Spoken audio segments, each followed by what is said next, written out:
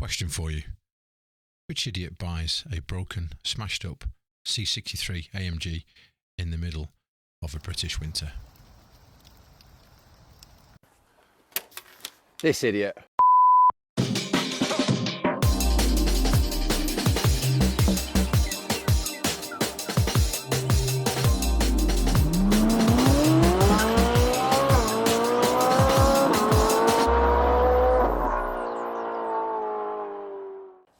Yes, it's been raining, it's been snowing, it's been everything in between, it's been bloody cold.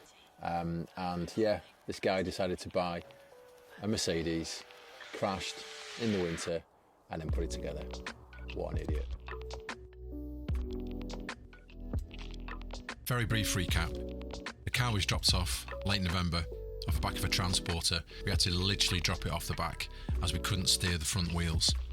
The driver's rear wheel was also dragging, and there was considerable damage to the passenger side front, where we think it's probably gone into a ditch, over a roundabout, or mounted a very high curb. Considerable parts missing from the front, left charge radiator, the charge radiator, and the oil cooler, all missing, along with pipes, connectors, and various sensors and other. So there's only one thing left to do. Let's strip her down.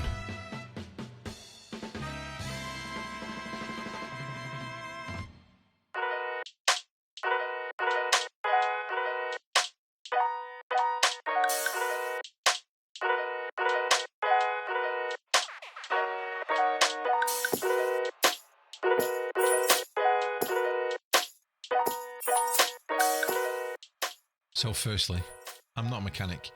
I've never done this before.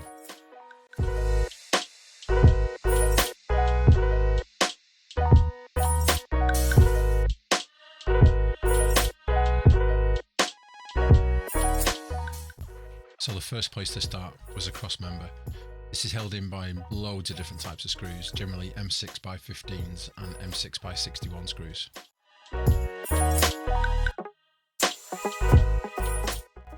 On top of the cross member is the turbo intake that obviously had to come off first. I'm now wrestling with something called the mounting console. Basically it holds in all of the distance sensors and all of the other sensors at the front of the car.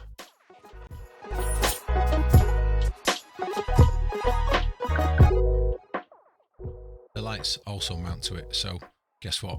They had to come out as well.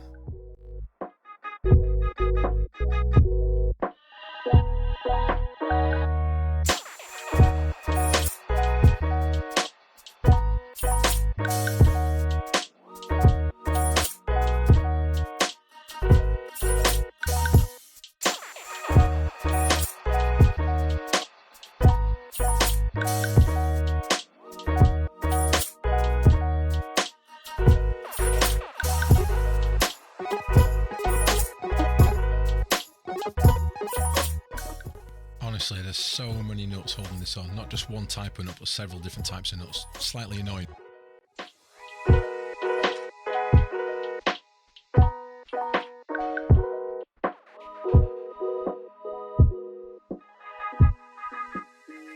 Yay, the first part's off. Many more to come.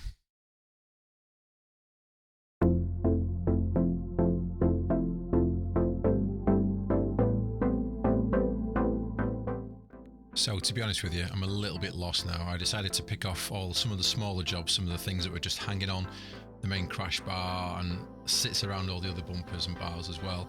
And then I decided to get my camera out and make sure I record everything and make sure that I remember where everything went.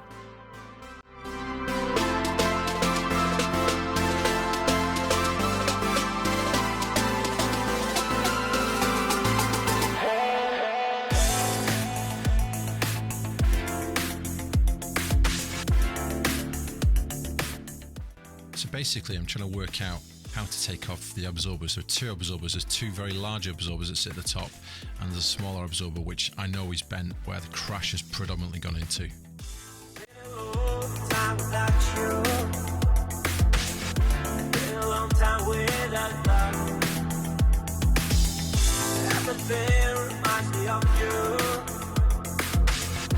Everything is not enough.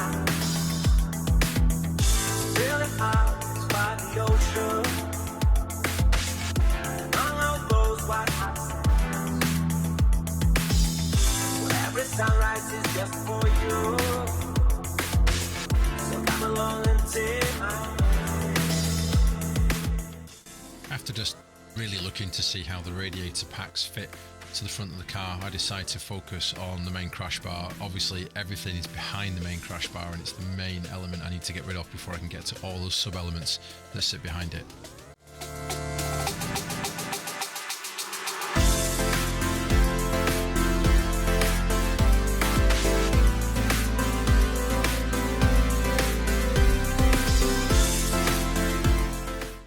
This, like everything else, was held on by a myriad of bolts, again mostly M6, but this time by 24.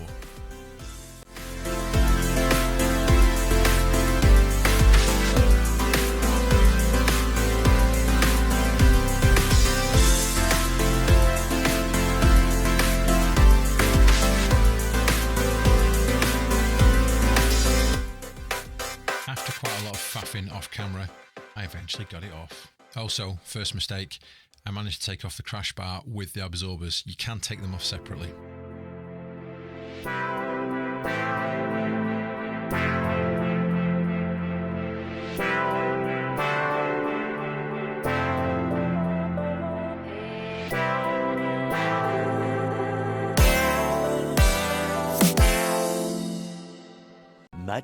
Much later. And there she is now. So, the video you just saw, I've done some off-camera work on there as well. I've removed that crash bar there. We'll come back to that in a second. That's that one there. And I've also removed, there's basically an arm that attaches to that and comes down here and holds up the radiator here. Sorry, there's that there. Holds up the radiator here. That's been removed as well. So you can see there's a big old gap there. Another thing to note on this is, look, that there is new. That bolt is new, and this arm is definitely new. So that has also been replaced at some stage. However, they didn't go off and complete the tie arms because there are no tie arms, which we'll, you can see there, there's the, that's where the tie arms meant to go, the inner and outer tie arms are meant to attach to that. That's not there, but someone has definitely replaced that. There's a new bolt on there. So that's interesting. I think someone's, like I said before in a previous video, I think someone's had a go at this, tried to repair it, and then given up. There's all little things like, little shibby things like this here. I mean, that is the air conditioner condenser, and it's been tied up, which, yeah, isn't good. Anyway, there's all of that. So right now the radiator is still sagging to the right or the left, if you depending on which way you look at it, because there's no support there. This side is pretty intact. The idea now is that I'm going to take these radiators off, and I've already started to do that, as you can see, taking the locks off, so I can get down there and I can get to, whether you can see it or not, it's that pipe there, you see it, that's the oil feeder pipe. There's two of those at the front of the engine which connect to that there. There's meant to be here, there's meant to be a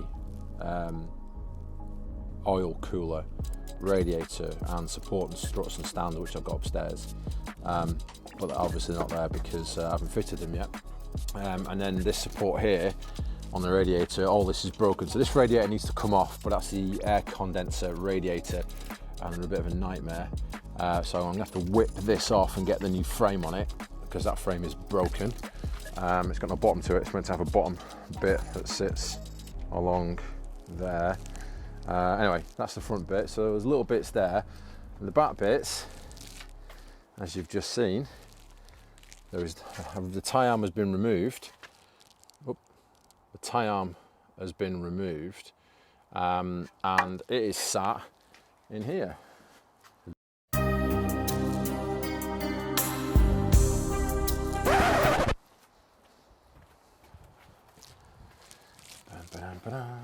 Into the kitchen. Here we go. Right, that there is the old tie arm. As you can see, it's a bit broken. Yep.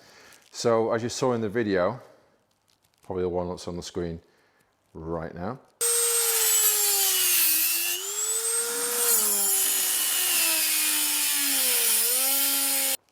I had to cut this off because there was no way of taking that screw out without dropping the whole suspension out the back.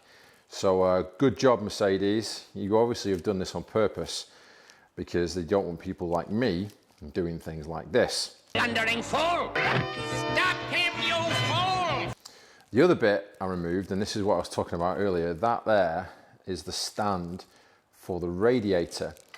So the reason why the radiator is sagging down is because that is meant to hold it up. Unfortunately, it hasn't got the bottom bit to it. It's meant to look like that. So there's a replacement piece. So that's the replacement piece. The radiator then basically sits inside of that and it holds up the radiator. But it's going to be a bit difficult if you don't have that bit to stand in. So there you go. So yeah, goodbye, goodbye. And the other bit I mentioned earlier that I took off not on camera is this here. So this is the front crash arm and you can see how broken it is. It's proper broken and it's meant to look like that. This is the new one, which is going to go on in episode 3. So episode 2, all about the breakdown of the car. Episode 3 is all about the rebuild of the car. Oh, and I forgot to mention, this is the new rear tie arm. This is the tie arm here that is meant to be replacing this broken tie arm here as well. I would have fitted this. Unfortunately, I forgot to order this thing here, this little bolt here. I forgot to order it, which was really annoying. And that has prevented me doing the rear tie arm. But there you go, that was it. That's just a highlight of where we are so far. There's the front bellow, tie arm, inner and outer tie arms for the left-hand side. The rest of it is all in there. These are support stands for the front oil filter. The oil filter's upstairs. The actual stand it sits on is upstairs as well. And there's a ton more parts in there as well. And that is it. Right, tune back in. Episode 3, where I'm going to put all these beautiful objects on the car and we're going to get her, hopefully, moving. Thank you.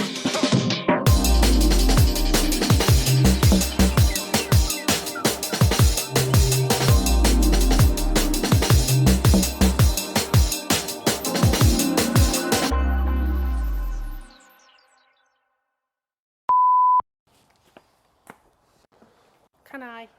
Why can't you bring the wheelbarrow around? How do you expect to get it round? Easy. Just pick it up and move it. I can't pull it round by the car, there's no room. Okay. Can I get on with this? It's just... Bum looks nice in those.